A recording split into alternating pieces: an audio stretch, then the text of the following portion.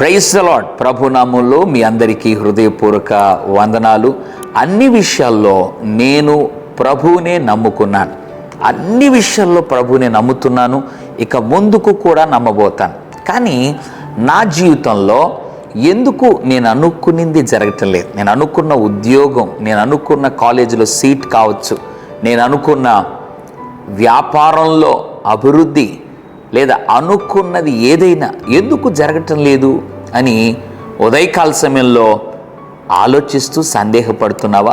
దేవుని బిడ్డలారా, దేవుడు అంటున్నాడు, నీవు నన్ను నమ్మి లేదా నా మీద నమ్మకం ఉంచి జీవించడం నాకు తెలుసు. కానీ ఒక చిన్న లోపాన్ని దేవుడు జ్ఞాపకం చేయాలని ఆశపడుతున్నాడు.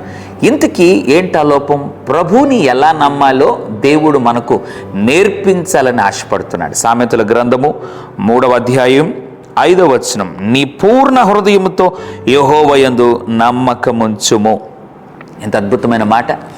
పూర్ణ హృదయంతో అంటే ప్రభువుని నమ్మి నమ్మనట్లుగా, కొంత నమ్మి కొంత నమ్మనట్లుగా కాదు, పూర్ణ హృదయంతో. ఒక్కసారి ఈ విషయంలో దేవుడు కార్యం చేస్తాడు అని నువ్వు నమ్మటం ప్రారంభించిన తర్వాత నీ మనస్ఫూర్తిగా నీ హృదయం అంతటితో దేవుని నమ్మగలిగితేనే దేవుడు ఖచ్చితంగా కార్యం చేస్తానని సెలవిస్తున్నాడు.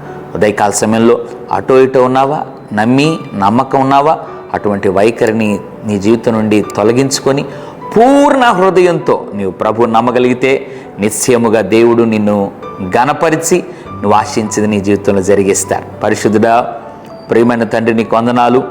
నన్ను పూర్ణ హృదయంతో నమ్మువారికి నేను కార్యం జరిగిస్తానని ఉదయకాల సమయంలో మీరు మాట్లాడారు.